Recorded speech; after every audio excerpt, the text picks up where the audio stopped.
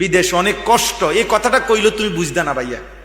অনেক কষ্ট, এটা কইলো তুমি বুঝদা না, এটা কইতে তো 1 মিনিট লাগছে, আর অনেক কষ্ট। তো বাস্তবতা হলো তার চাইতে অনেক বেশি কষ্ট। এই প্রখর রৌদ্রে,